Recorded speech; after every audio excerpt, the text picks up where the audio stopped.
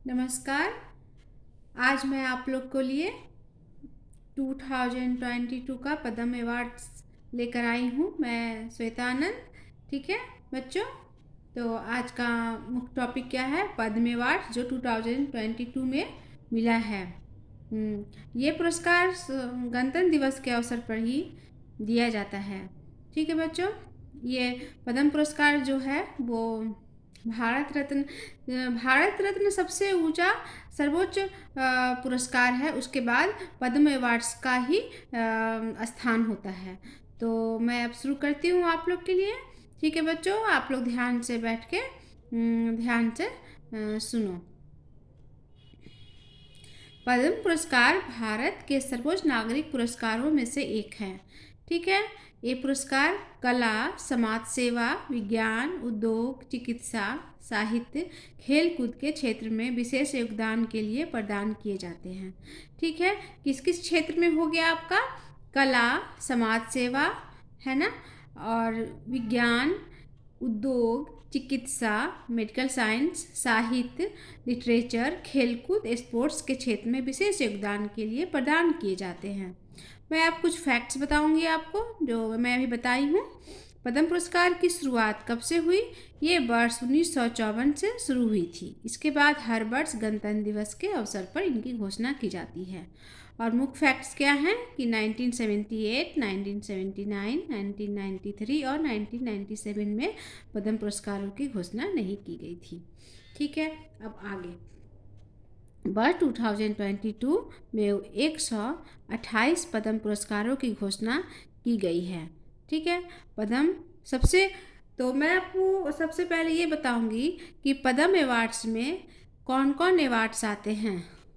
तो सबसे ऊपर आते हैं, सबसे सर्वोच्च परी पद्म विभूषण, उसके बाद पद्म भूषण, उसके बाद पद्मश्री। तो पद्म विभूषण में इस बार मिले हैं 4 व्यक्तियों को, पद्म भूषण में मिले हैं 17 व्यक्तियों को और पद्मश्री में मिले हैं 107 व्यक्तियों को। ठीक है, तो अब आगे 2022 में किसी को भी भारत रत्न से सम्मानित नहीं किया गया है। ये भी एक फैक्ट है जो आप लोग को दिमाग में रखना चाहिए कि भारत रत्न इस बार नहीं मिला है।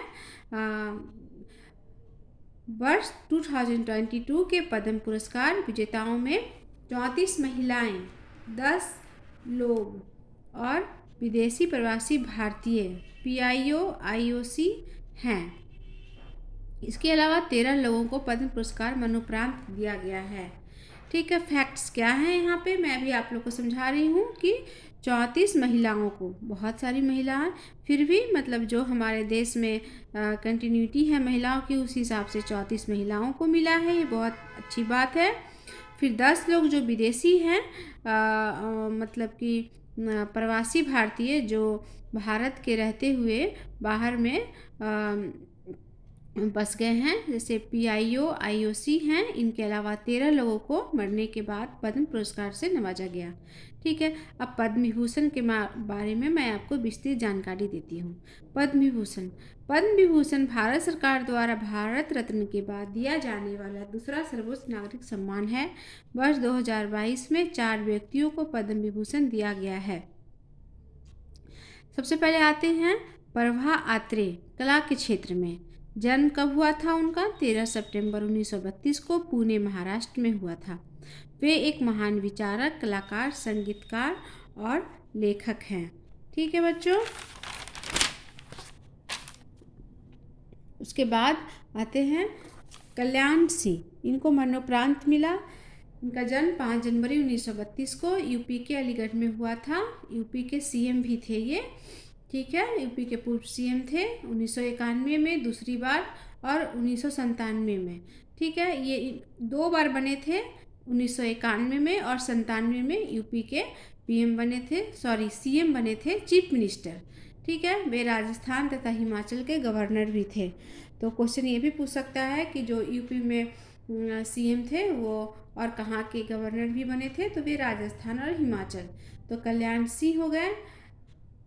फिर तीसरा है राधे श्याम खेमका, उनका जन्म 12 दिसंबर 1935 को मुंगेर बिहार में हुआ था। वे 1882 में वे गीता प्रेस की कल्याण पत्रिका के संपादक बने। तो तीसरे हो गए आपको राधे श्याम खेमका। चौथे बिपिन रावत। बिपिन रावत तो बहुत हेडलाइन है आपके, ठीक है। इनको मरणोपरांत मिला। इनका जन्म 16 मार्च 1958 को उत्तराखंड के पौड़ी गढ़वाल में हुआ था। 2016 से 2019 तक तीन सेना में प्रमुख रहे। तीन सेना, थल, जल और नभ। 1 जनवरी 2020 के देश के पहले CDS का पदभार संभाला और 8 दिसंबर 2021 अभी बीता हुआ जो दिसंबर है को तमिलनाडु के कुन्नूर में हेलीकॉप्टर दुर्घटना में उनकी मृत्यु हो गई। तो कौन कौन हो गए आपके हो गए पहला प्रभा आत्रे, कल्याण सिंह, राधे श्याम खेमका और बिपिन रावत। 4 को पद्म विभूषण से नवाजा गया। ठीक है बच्चों, अब मैं बताऊंगी आपको पद्म भूषण के बारे में। पद्म भूषण भारत का पद्म विभूषण के बाद दिया जाने वाला तीसरा सबसे बड़ा नागरिक सम्मान है। वर्ष 2022 में 17 लोगों को यह पुरस्कार दिया गया। गुलाम नबी आज़ाद, विक्टर बनर्जी, गुरमीत बाबा, बुद्धदेव भट्टाचार्य, स्वामी सच्चिदानंद, वशिष्ठ त्रिपाठी, नटराजन चंद्रशेखर, कृष्ण एल्ला और सुचित्रा एल्ला, मधुर जाफरी, देवेंद्र झाझरिया, राशिद खान, राजीव महर्षि, सत्या नडेला, सुंदर पिचाई, साइरस पूनावाला, संजय राजाराम। ठीक है, इनको पद्म भूषण मिला। अब हम पद्मश्री के बारे में बातें करते हैं।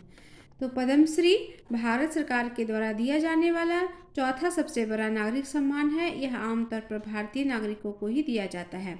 पद्मश्री पुरस्कार कला, शिक्षा, उद्योग, महिला, साहित्य, विज्ञान, खेल, चिकित्सा, समाज सेवा में विशेष योगदान देने वाले को दिया जाता है।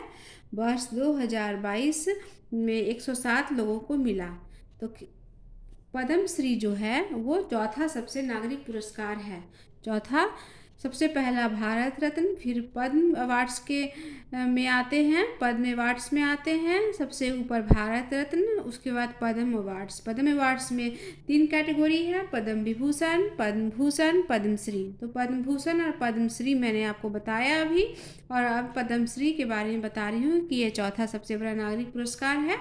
और इस बार जो खेल के जगत में पद्म पुरस्कार मिला है वो हैं Sumit Antil, Paralympic and javelin throw, Pramod Bhagat, para badminton player, Neeraj Chopra, javelin throw, Faisal Ali Dar, JK, पूर्व international martial arts champion, Vandana Kataria, महिला हॉकी खिलाड़ी, अवनी लेखरा, पैरा निशानेबाज, ब्रह्मानंद सांखवलकर, फुटबॉल टीम के पूर्व कप्तान। इनको आप लोग याद रखिएगा। ठीक है बच्चों, पद्मश्री से सम्मानित कुछ महत्वपूर्ण नागरिक हैं। इनमें 107 लोगों को पद्मश्री मिला है, तो उतना याद करने का जरूरत नहीं है। जो मुख्य है मैं अभी आपको बता देती हूँ। सोनू निगम सिंगर, प्रहलाद राय अग्रवाल व्यापार और उद्योग, नजमा अख्तर साहित्य और शिक्षा, T सेनका AO साहित्य और शिक्षा, JK बजाज साहित्य और शिक्षा, राम सहाय पांडे कला मध्य प्रदेश। ठीक है बच्चों, तो मैं इस बार आपको 2022 में मिलने वाले सारे पद्म अवार्ड्स के बारे में आप लोग को बता दी और फैक्ट्स भी बता दी।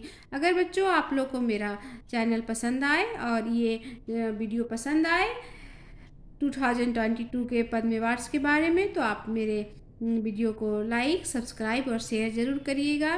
ठीक है, ओके बच्चों, बाय, नमस्ते।